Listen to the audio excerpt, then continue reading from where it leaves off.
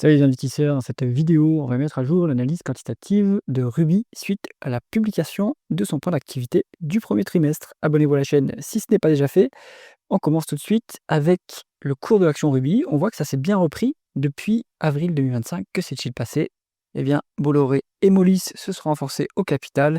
Exactement la même chose que en 2024, ici, hein, à peu près la même période, hein. Ça, c'est la spéculation Bolloré-Moelis. On a l'histoire qui se répète ici. Est-ce qu'on aura un autre destin? Cette fois-ci, on va voir si Moelis arrive à prendre le contrôle du conseil de surveillance. Donc le cours d'action, eh ben, il monte à la hausse grâce à cette spéculation, hein. Donc, est-ce qu'il est encore temps de prendre la fusée qui décolle? On va regarder ça ensemble. Alors, je dis souvent que sur un distributeur, il est plus intéressant de regarder la marge brute plutôt que le chiffre d'affaires pour voir comment évolue l'activité. Donc c'est pour ça que ici, je vous mets le taux de marge brute. On va d'abord aller sur le communiqué et on voit qu'on nous dit que la marge brute, alors ce que je vous ai mis, c'est la marge brute, hein, pas le taux de marge brute. La marge brute est en augmentation de 4% en glissement annuel. Donc c'est excellent, hein. On se remet, donc ici, on se met la médiane. Hop, la médiane, c'est bon, c'est 12%, mais ça fluctue quand même pas mal. Bon, ici, on reprend un chemin de croissance, alors que sur les précédents trimestres, on était plutôt sur une décélération. Donc ici, plus 4%, bon, bah, on se met ici, ça va rebondir. C'est très bien, hein. On va regarder maintenant les taux. Donc, alors, il faudrait que je vérifie ce que calcule l'outil ici, hein, Coifin, pour le taux de marge brute. Parce que moi, pour calculer un taux de marge brute, je prends la marge brute, hein, donc ici, on nous dit que c'est 218 millions, et je divise par le chiffre d'affaires, moins Photosol, hein, on va s'intéresser qu'à la partie distribution d'énergie, sur donc 1 676 000. Pour moi, ça fait un taux de marge brute qui est aux alentours de 13%. Donc je comprends pas ce qui est indiqué ici. Bon, passons. Ce qu'on voit en tout cas, c'est que finalement, de toute façon, l'entreprise n'a pas beaucoup de pouvoir de fixation des prix sur ce qu'elle distribue, hein. Donc elle subit les prix des matières premières. Ce qu'elle peut faire, c'est négocier avec ses clients, vu qu'elle est plutôt en monopole ou en tout cas en situation concurrentielle avantageuse. Elle peut quand même négocier des rattrapages avec ses clients.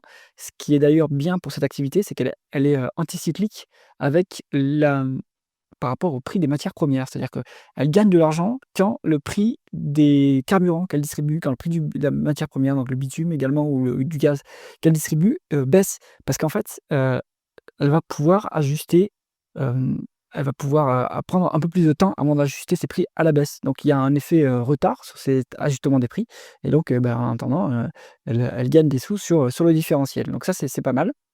Bon, sur le taux de marge d'EBITDA, c'est ce qui est le plus intéressant pour cette entreprise. On voit qu'on est quand même globalement stable, hein. Opérationnellement, c'est bien géré. S'il n'y avait pas Photosol, on serait même, à mon avis, sur une croissance de l'EBITDA plus forte. Actuellement, donc en décembre 2024, on est à 11% à peu près autour de la médiane. Le taux de marge net, lui, il a 6% en médiane, 5,15 sur la dernière publication. Si on regarde le taux de free cash flow, on a un peu plus élevé, on génère un peu plus de free cash flow.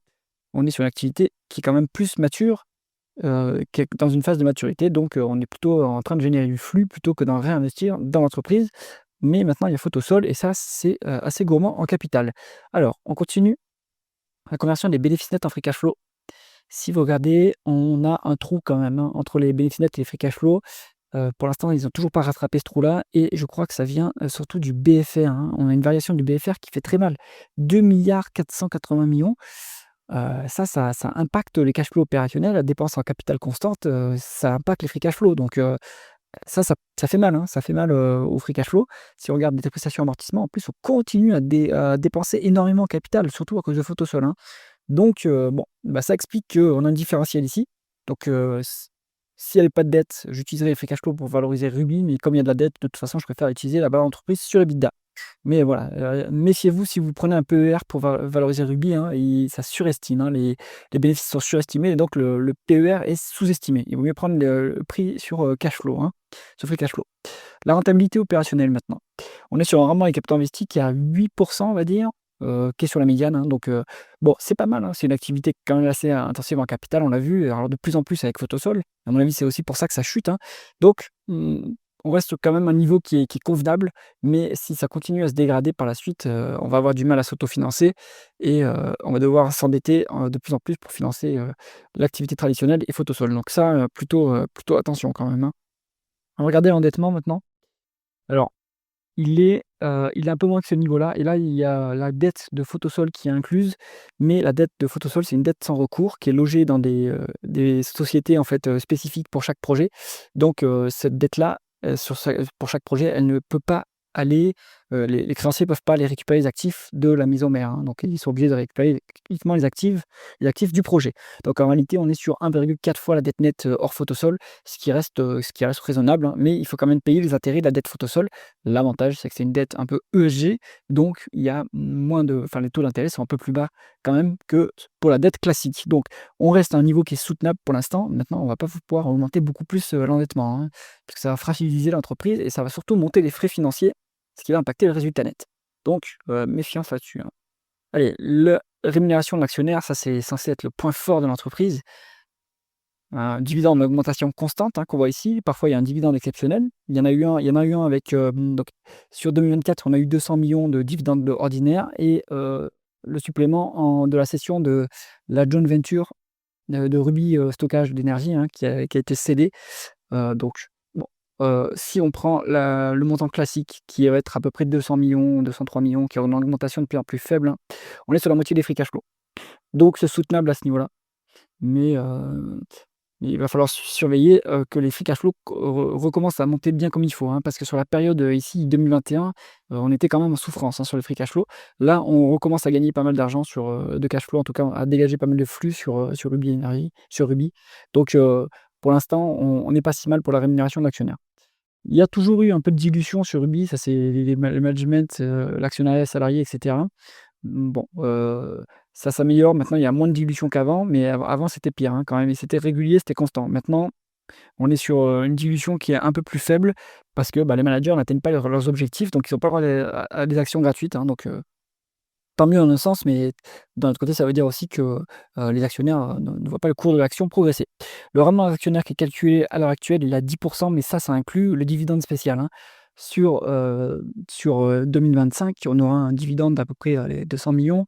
Ça fera moins, hein, ça fera 7,5, ça fera entre 7 et 8 de rendement du dividende. Ah, c'est pas si mal quand même, hein. C'est vraiment pas mal, hein, comme niveau de rémunération de l'actionnaire. Allez, on continue avec justement la valorisation. On se met en valeur d'entreprise sur EBITDA. Dans le communiqué, on nous dit que dans les perspectives, on vise entre 710 et 760 millions d'euros d'EBITDA. Classiquement, on prend le point médian, hein, ça fait allez, 1470 divisé par 2, on va dire que ça fait 735. Si vous prenez 735 et que la valeur d'entreprise, elle est, alors la valeur d'entreprise, c'est market cap, donc 3 milliards plus la dette nette, hein, donc la dette nette, elle est à combien? Au dernier trimestre, elle est à 1,55 milliard. Donc ça vous fait 4,5 milliards. On vous dit qu'on fait 735, on va calculer ça tout de suite. Si je fais ça, hop, alors, valeur entreprise, on a dit 4,55 milliards. Donc on va faire 4,5, hop, comme ça, divisé par 735. Ça nous donne, 6,2, hein, en valeur entreprise sur EBITDA, donc on est à peu près à ce que calcule Coifin. On a une marge de sécurité par rapport au multiple 10 ans, mais on n'en a pas par rapport au multiple 5 ans, quasiment pas, hein. On est proche de la médiane. Bon, maintenant, il y a la spéculation, Bolloré et compagnie, ça peut tirer le cours vers le haut. Donc moi je reste sur Ruby et j'attends de voir la fin de l'histoire, comment ça se passe avec la prise de contrôle et je vais suivre avec attention l'assemblée générale qui aura lieu en juin de cette année, enfin l'assemblée générale de juin comme chaque année et on va voir si Monis arrive à prendre le contrôle. J'espère que cette vidéo vous a intéressé, si vous voulez, un pouce vers le haut et pensez à vous abonner à la chaîne. À bientôt.